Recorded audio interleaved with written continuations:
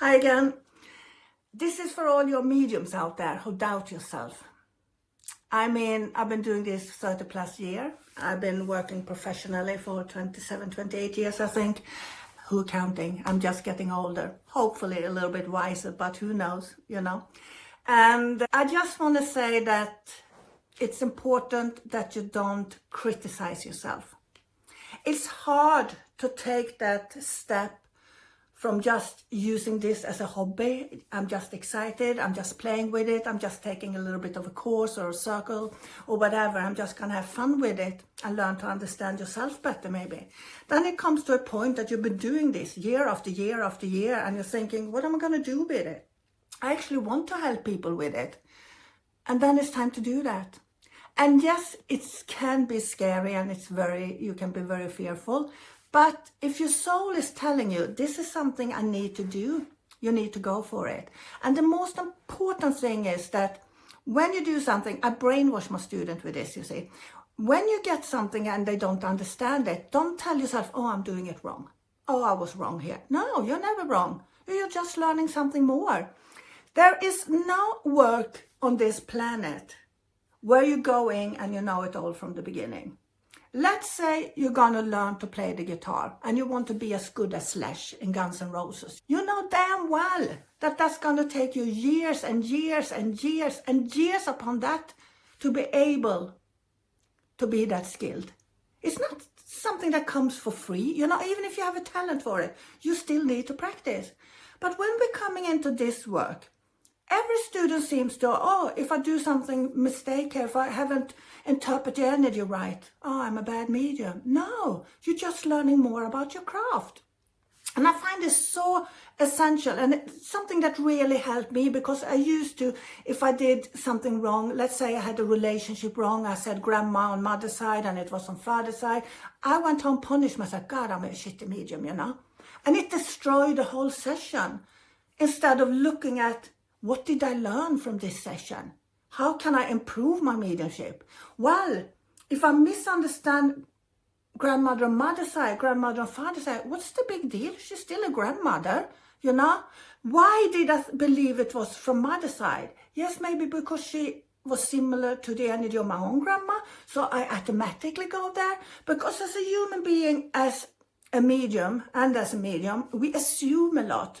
And we do that when we're working. Mediumship is fast and quick, So sometimes you don't have time to actually listen to the energy because you're just going with it and you assume this is what it means. So when you get the no, you go, oop, I was wrong. No. Think about it like this instead. Why didn't the sitter understand my information? Why wasn't it like it used to be? Maybe you are becoming better as a medium, so you're learning something more about the energy now. You're polishing that diamond, you see. And I'm going to tell something that I tell all my students, and you will be sick to your stomach to hear it once again if you heard me and if you had me as a teacher.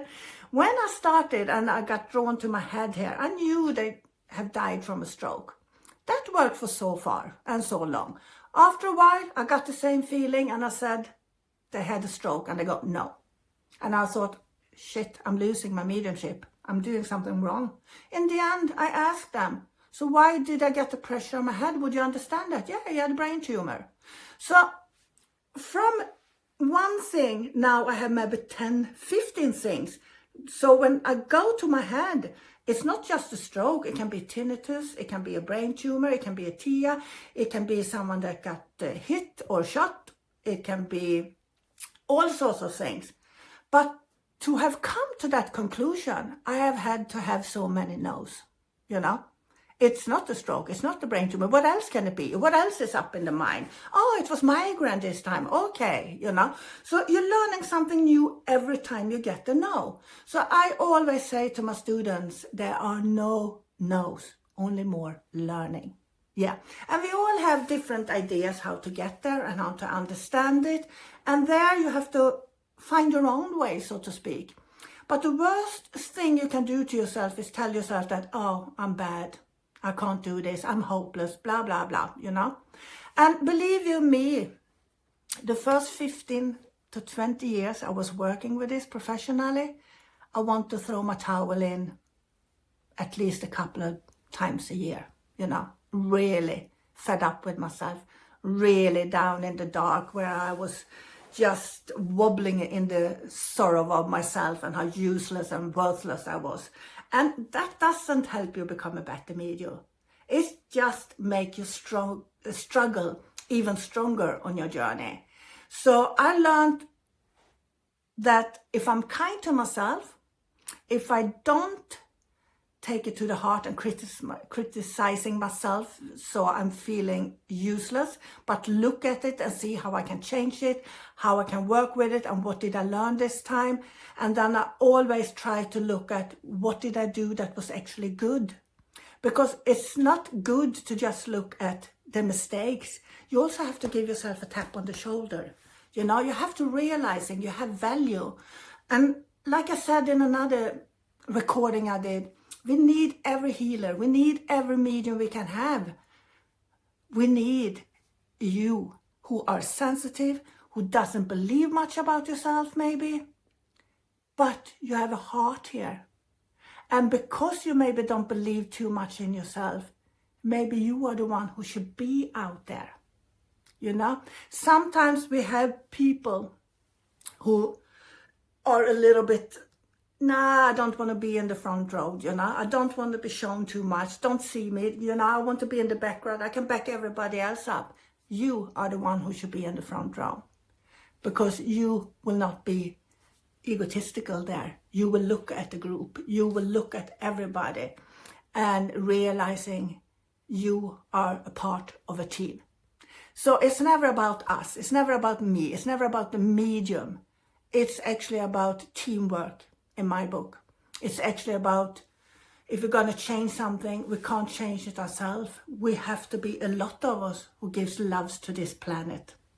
And not only to the human beings, to the animals and everything, you know. And I have a huge philosophy about that as well, but that's going to take too long to get into here, so that will come later on. But for you who are watching this and thinking, I'm not sure if I'm ready, you are ready. Because that's the typical thing that happens. We will always say, I'm just going to be a little bit better. I'm just going to feel a little bit more secure. But you know what? When the thought has come that you want to go out and do this, it's time. Because you can go courses for the rest of your life. Absolutely. Do it for fun if you want that. But that's not where you're going to understand human beings and in the situation that you are as working as a real medium out there with real clients, you know. Because on courses and things like that, we're always nice and kind, you know. And we don't have the mindset of I'm actually doing a job I'm getting paid for here maybe. And that's always nerve-wracking. But never let that hold you back, you know.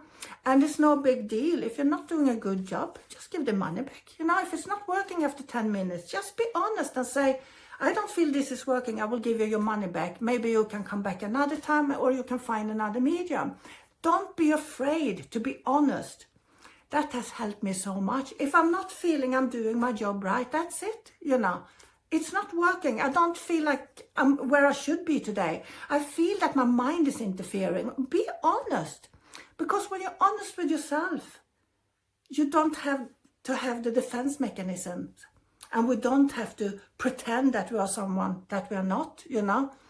And I find that the most relieving, is that the right word maybe? Or that gave me a little bit of a freedom, because I have a lot of people who like me or love me or whatever you say, but I also have people who hate me. So, and you can't, you know, work around your life for the haters out there.